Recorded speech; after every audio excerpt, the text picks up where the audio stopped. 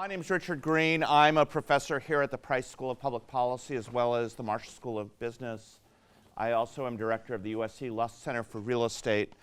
One might wonder why someone like me is moderating a debate involving politics, but I just spent a year as a senior advisor to Julian Castro, who is the HUD secretary. So I guess I have something like Washington experience, although I was entirely on the policy side, not the political side at all. So I don't know how much I know about politics. One of the great things about teaching here at USC is we just have remarkable colleagues. I've been able to have conversations with all four of our panelists tonight, and the one thing I know we all have in common is none of us purports to be an expert on elections.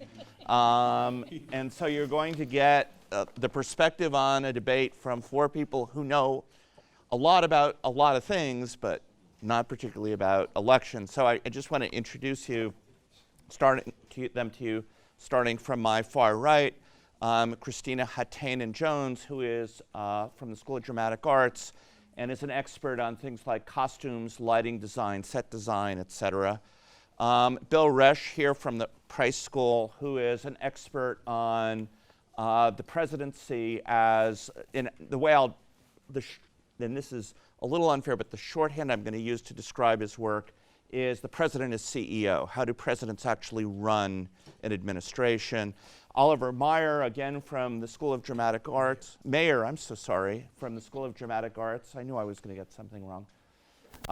Is an expert, is a playwright, so an expert on spinning stories, which is something politicians are known to do from time to time.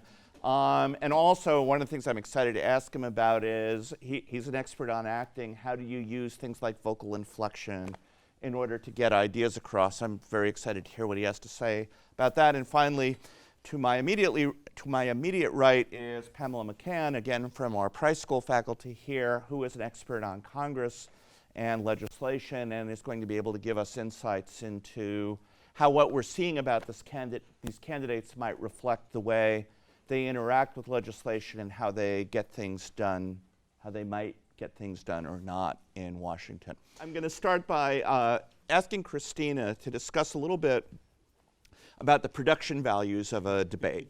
So why is it staged the way it is, and to what extent are the characters that we are seeing in this debate, how are they presenting themselves in terms of their costumes, in terms of how they stand, et cetera, and what might we expect to see starting in about 35 minutes? I can't predict what we're going to see. I can't predict anything about this election right now. However, I was thinking that the second debate was probably the most interesting as far as a director behind the scenes. There were several cameras on them, but who was deciding what was the angle so that every time somebody moved, you'd see both of them. It was really fascinating to watch the angles that we watched that debate in, the audience watched, and where the focus is. I liked in the first debate the split screen, and I'm hoping that's what we see tonight, so we can see facial response, which is huge. Huge. We're going to hear that a lot.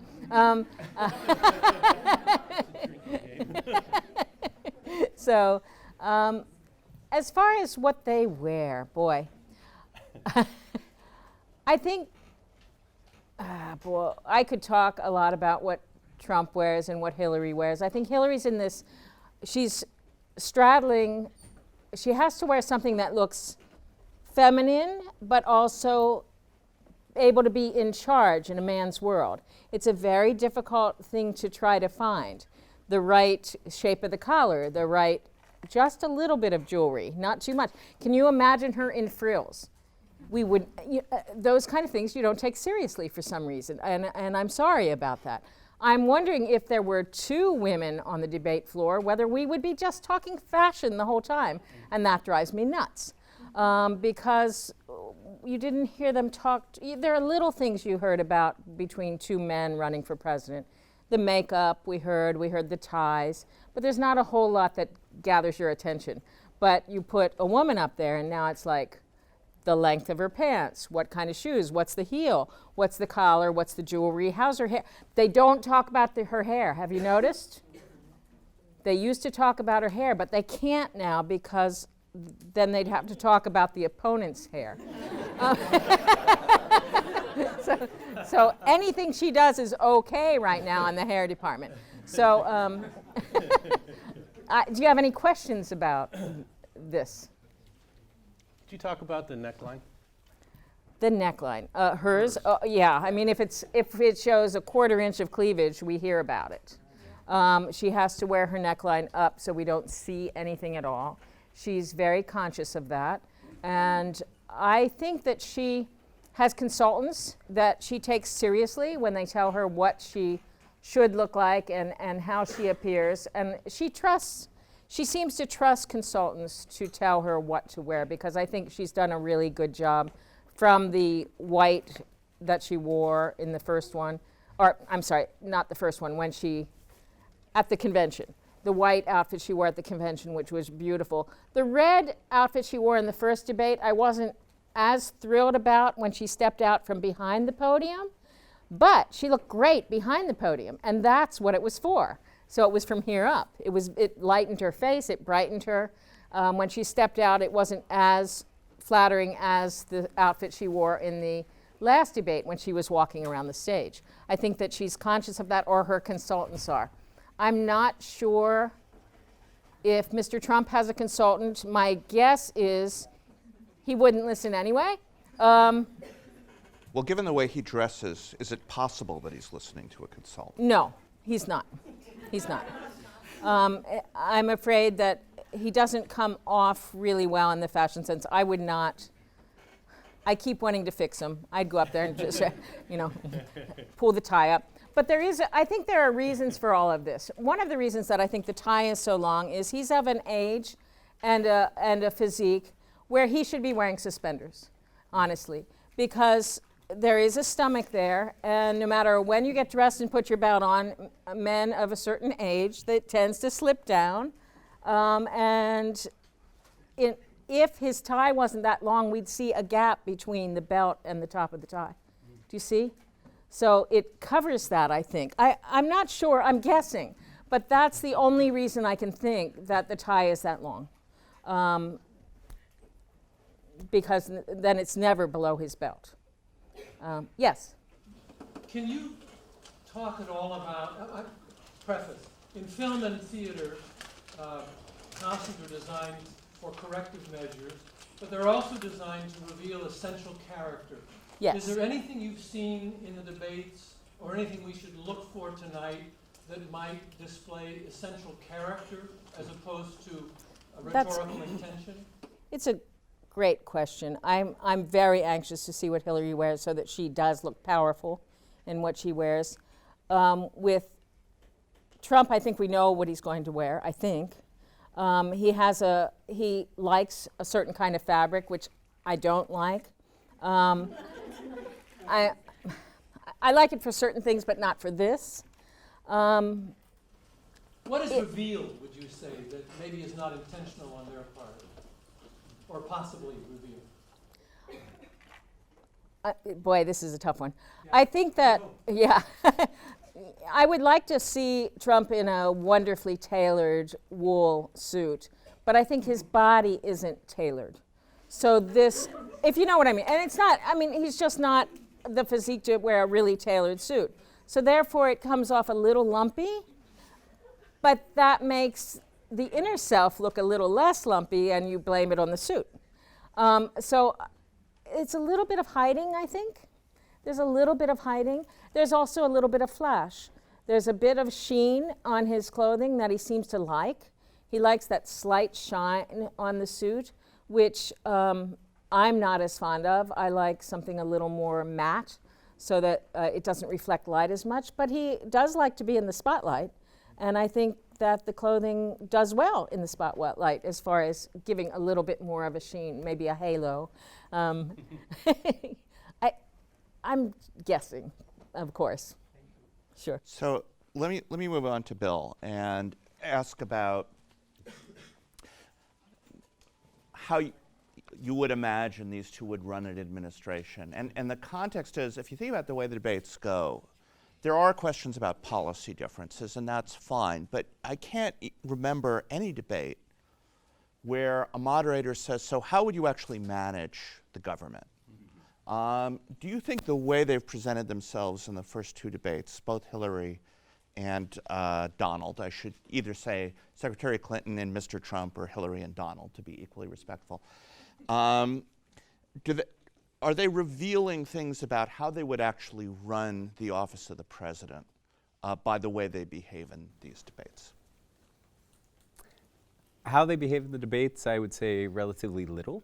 What they've said in the debates, still little, but at least you can glean that both are prepared to use unilateral tools of the presidency towards their policy preferences. Both have given an indication of writing executive orders and utilizing the powers of the presidency towards their advantage in terms of implementation. What we find from the debates is a lot of focus from Donald Trump also on his acumen within the private sector. Now, what we know about successful businessmen and their experience as presidents is relatively little. I mean, we have an N of maybe 3 in terms of really successful presidents, and those were Herbert Hoover, Jimmy Carter as a successful peanut farmer, and George W. Bush was actually the first MBA president that we ever had. The acumen necessary to run a large business, I'm sure, is very profound.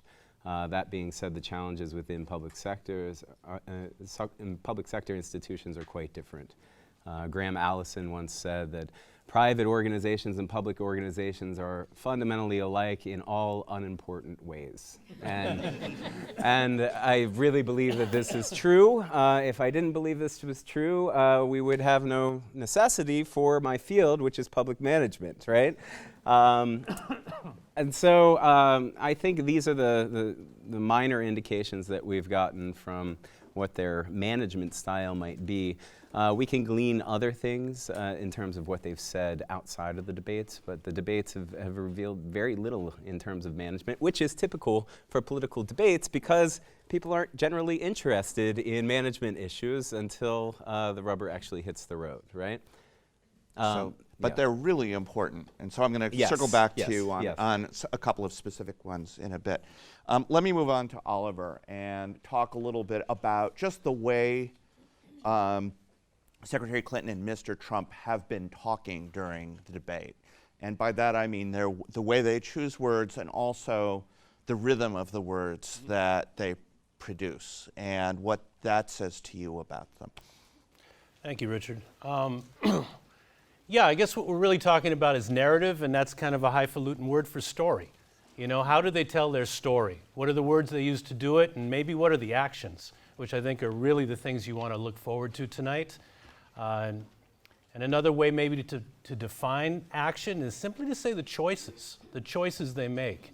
You know, we all have our various stories, but if you want to write them down or if you want to speak them out, you kind of have to plot them. That's the difference between plot and story. A plot are the choices you make in the telling of a story, because you can't tell it all, certainly not in 35 minutes or in 90 minutes or in a feature movie or a play. So you have to pick your moments. And so I think that this is where both of them are. We sort of have the stories of each of them. If you're a junkie like me about politics, I've got MSNBC in stereo in my home, and I've got one TV here and another there, and I'm always following. So you probably are inundated with what we know of these two people or what they like to present of themselves. But tonight and in the previous debates, you know, we have to sort of listen to them and watch them. I was joking with Richard about Trump's ability, I'm going to call it an ability, to create word salad. It's extraordinary, isn't it? And if you know, because he can be quite effective and charismatic, and I'll leave it there. I think he can be. But when you look at the transcript of what he says, it really does look as disjointed and surreal as, if some of you know the last words of Dutch Schultz, which is a kind of famous surreal piece, a man dying, and I mean his mind going all different places. Trump kind of looks like that on the page. You know, I mean, it's really weird. and yet he can pull it off because there's a story behind the words, perhaps, an authority, which is a scary thing, but an authority like I'm the only one who can fix this and I can do this. You know, with Clinton, there's a very prosaic quality, sometimes verging on the repetitious. These are not songs. These are not poems. It's not Shakespeare. We've been in 8 years of poetry and soaring verse, really, and not just from Barack, but from Michelle Obama. So we're really seeing something different here, and it could be judged as lesser. I'm not 100% sure that's true. I think some things have to be repeated. And indeed, maybe to echo what Tina was saying, that there's something about, again, another kind of authority that you have to know what you're talking about. And you have to be willing to say it more than once. So I think that's going to go on a lot. But the thing I want everyone to really look at is their actions.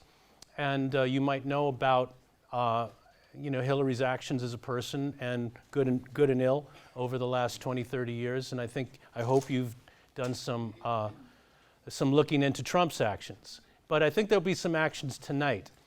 It's not simply about what they say, but what they do in one way or another, how their gestures give things away. We may end up talking about the sniffing. We may end up talking about some other stuff, shimmying, I don't know. And indeed, their proximity to one another. This is Vegas, and it does kind of bring to mind, the great fights. And this is a great fight. I don't know if that's helpful. It is, but I do want to ask you about something you said to me on our phone conversation, which was to give Secretary Clinton a little more credit, that you said her words are, I don't think dense is exactly the word you used, but your implication to me was, unlike Trump, where sort of the number of words to meaning ratio is very high, that with Hillary, and as you said, it's very effective. Extremely. I actually wasn't trying to make fun of him with that. I mean, you make the point that it works for a lot of people.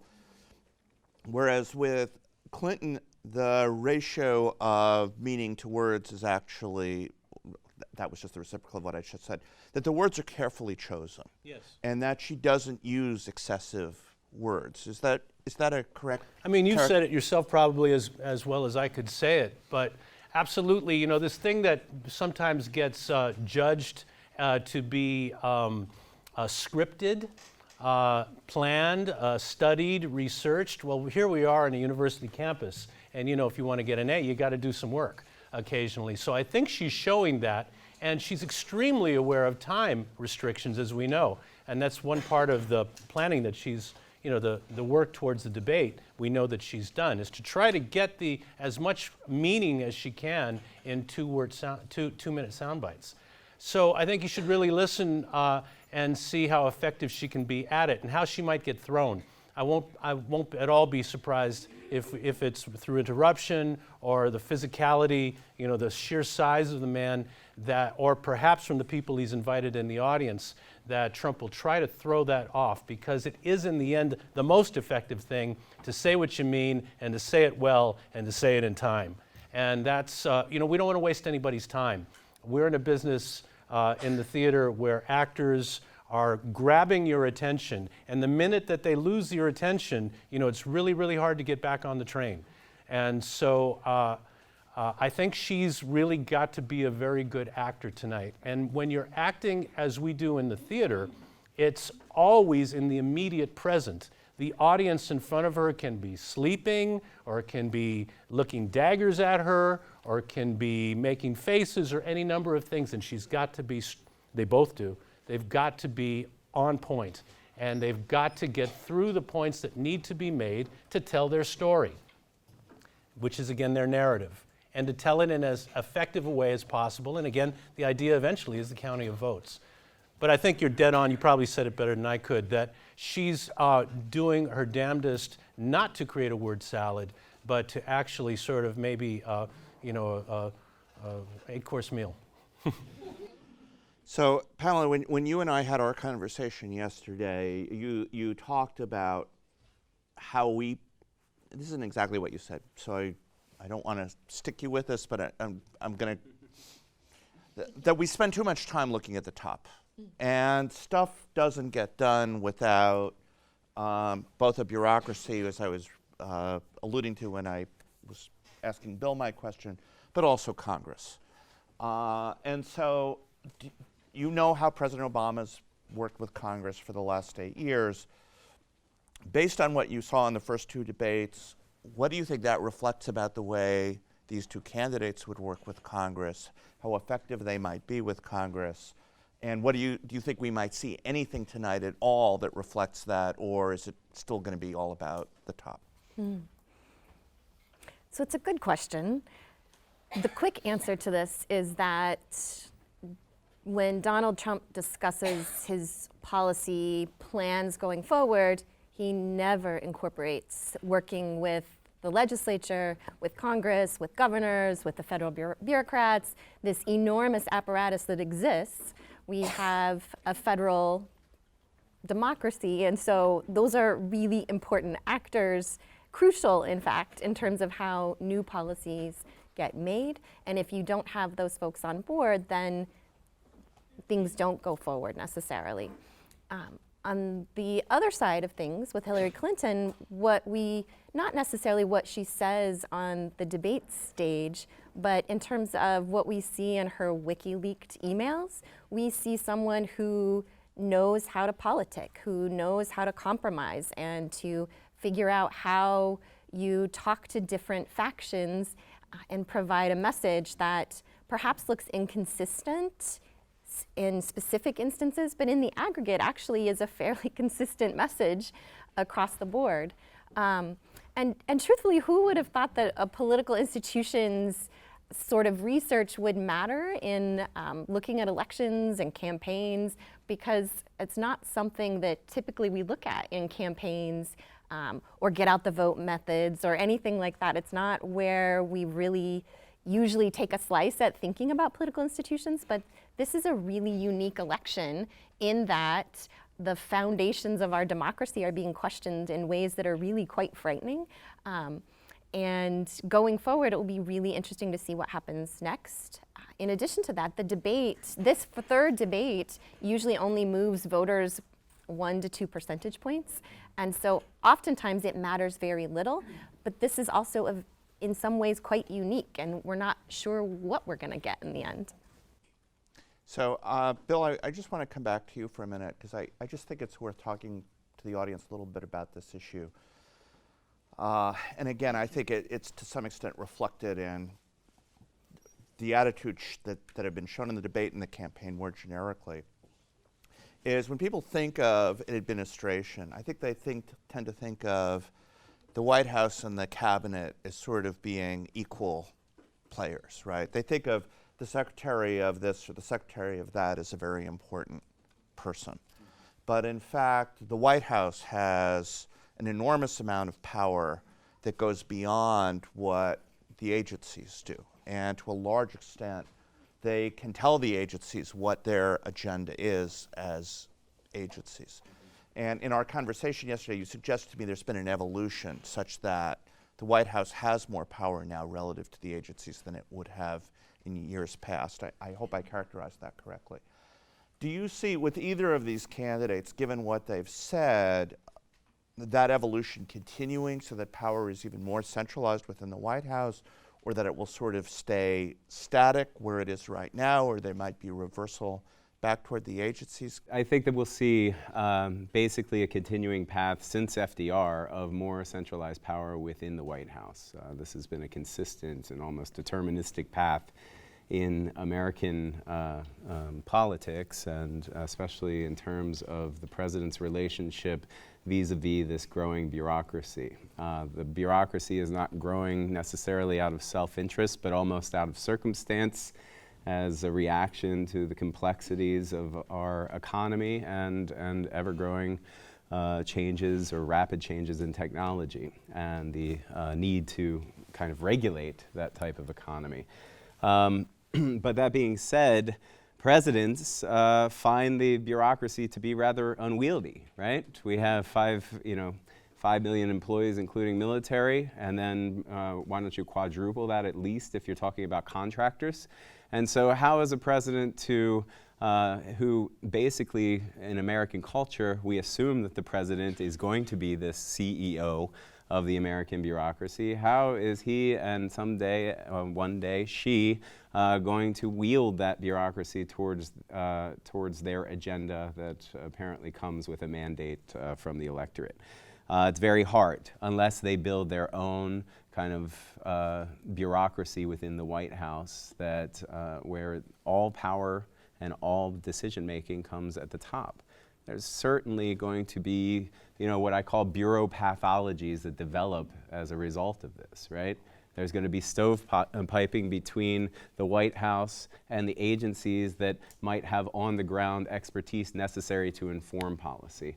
But at the same time, it enables the president to have ownership over the policies that they're putting into place through the bureaucracy, right? I think with that we're going to have to understand that the president doesn't have as much agency, perhaps, as the American electorate assumes. There isn't much room to wiggle as a president, given a separation of powers constitutional system that they're in, and given the sheer mass and size of activity within the American bureaucracy. And so what we've seen, further centralization within the White House of policymaking, centralized regulatory review out of the Office of Management and Budget. I have some of my students here today. I told them after this class this year, if they knew what the Office of Information and Regulatory Affairs was, they would know more than 99% of the electorate about probably the second most powerful agency in all of the American government, right? And that is housed in the White House, led by a presidential appointee, and oversees every major regulation out of the agencies. And so the White House has some power, but at the same time, it's very much stuck within the own bureaucracy that it's created. And all the same management problems that you have in terms of lack of coordination, stovepiping, turf protection. All of these things are going to arise within the White House itself. You have ambitious players, as we had as a Secretary of State just recently, who have their own political agendas and own ambitions that might be counter to the president. And there's a lot of research within political science and public management that shows that the leaders of these agencies don't necessarily always share the president's proclivities towards given policies, and hardly share their ideologies in many respects. And so it's very hard for a president to wield this. That being said, the tendency for every president over time is to attempt to centralize more and more within the White House office or within the executive office of the president through these mechanisms that I'm talking about, as well as their appointment strategies. And so I think that we've seen a tendency for Mr. Trump and for Secretary Clinton to depend very much on those that they perceive as loyal to them, right? And this is not anything that's strange to presidential candidates or presidents writ large. Obama, in many respects, was somewhat of an exception, but if you look at the circle, the inner circle within the White House, it's amazing how small that circle really is. There's been work done by some political scientists that looked at the minutes of the president, the diary minutes of the presidents over time, and looked back from LBJ through George W. Bush. Presidents meet thousands of people a week, thousands of people a week. But there tended to be, on average, only 5 people that they talk to every week on a weekly basis. 5 people, right? And so this gives you an idea of how predominant things like groupthink can arise within the White House, confirmation bias of the president's own proclivities, and with indications from both Clinton and from Donald Trump in terms of who they keep in their inner circle, so to speak. I think that we're going to see the same tendencies towards centralized policymaking within the White House. So I want to come back to theater, the theater of this for a bit, and again, production. And I want to turn back to Christina. As I was thinking again about our conversation yesterday, it occurred to me that one of the most famous debates was the first televised debate, which was Nixon and Kennedy. And famously, a result that came out of that debate is the people who watched on TV thought Kennedy won, and the people who listened on the radio thought Nixon won. And it's because I'm sure most of you have seen the clips. I mean, Nixon looked terrible and Kennedy looked great. He refused makeup. He refused makeup. You talked a little bit about lighting yesterday, and is there a way? And I'm certainly not implying that anybody's intending to do anything here, but is there a way that, say, the stage could be lit that would favor one candidate vis-a-vis the other, and what would that look like? Yes, there. The more front light you could get on them would smooth out their expressions, and any extreme light from above would give them more shadow and more of just a harsher look. So it sort of depends. These are lit very well.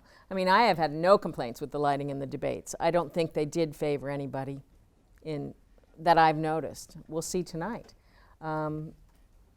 Again, they're going to be on podiums. I'm sure the podiums are lit the same for both candidates. I can't imagine anybody would mess with that. Well, so what I was saying is it possible there's a lighting scheme, and I'm just reflecting my naivete here, where it's the same on both, but it makes one look good and the other not so good. Yeah, I mean, you could change the color. You could gel the light, so bring out the sourness of someone and the pinkness of another, and or use the same gel, but one of them flatters one over the other because the gel reflects off their face or their hair differently. And it depends on how blonde they are that night.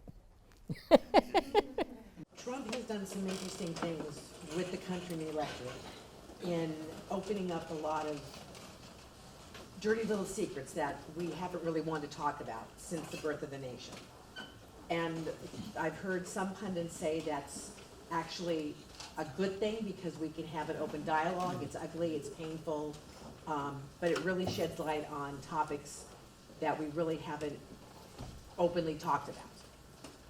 Your thoughts, thinking, and what now that this stuff is, in the open about xenophobia and nativism and everything under the sun, where do we go from here now that people are talking about it? It's a really challenging time because all of a sudden these phrases that we're uncomfortable saying, that we've been taught are not culturally acceptable, are floating around minute by minute. But they've been there all along, and we're just coming out of, we're still sort of pushing out of a very tough economic time for much of the country. And I think all of these strains have resulted in fear, worries about what's next, where we're going. In addition to that, the obstruction in Congress and no new laws and no or significant new laws that people noticed were passed in such a way that they felt that their needs were really being met. And so we've come to this place, and what will happen next after the election is, again, a quite frightening perspective, whether it's because there's firebombing of polling or of polling places or of election headquarters or all these other things. It's really frightening to think that that exists in what we hope is a well-functioning democracy. And so I'm not sure how we move past that. My hope is we do begin to talk about it, that we accept others' viewpoints in a way that is less rancorous than it is right now, and that we find more positive approaches to each other. But it's frightening, to be completely honest. Thank you. No, that's what that was. Is there a parallel in modern history or over the course of our 200 some odd years where this has been similar, that maybe it's that we can recall 50 years ago, 80 years ago? I don't know. I mean, has there been an election like this? 1860, I think.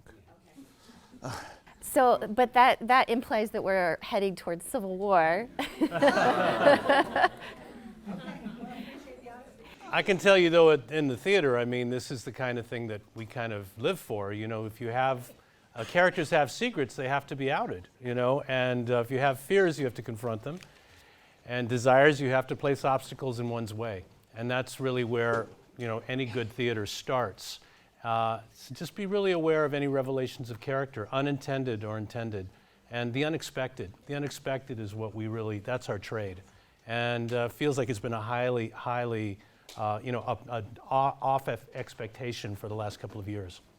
I was hoping you could speak more about the camera angles and the use on public perception. For example, in the town hall debates, there was a lot of close-ups being done, and just what are your thoughts on that? Well, I think close-ups are what the people want to see. They want to be able to get the communication through the facial expressions as well as from the words. So I understand that. What I just liked watching how the camera would change to see the hovering, see both.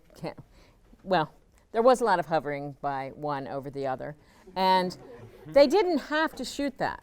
They could have shot it from the other direction and done a close-up of it, but they chose that because it was more theatrical. It was more entertaining. It was more, you know, yes, it was part of the story. They could have not done that.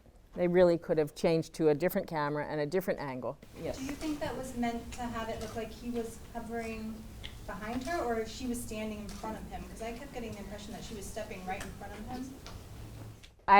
I don't know who was directing that debate, so I don't know what they were trying to do. I think that what it did was make some people think that she was standing in front and other people think he was hovering. So it actually created quite a bit of tension. That was wonderful theater. Yeah. It's gestural. So without the podia tonight, with the podia tonight, we're not going to have those theatrical moments. You I never can don't tell. know. It depends on how Don't know. astute the split screen, how they actually respond and where the focus goes. Yeah, I don't know. So I think this is a good place to pause. When the debate is over, please, if you could stay, do so, because we'll reconvene and have a conversation about what we just saw. So thanks, everybody, for being here.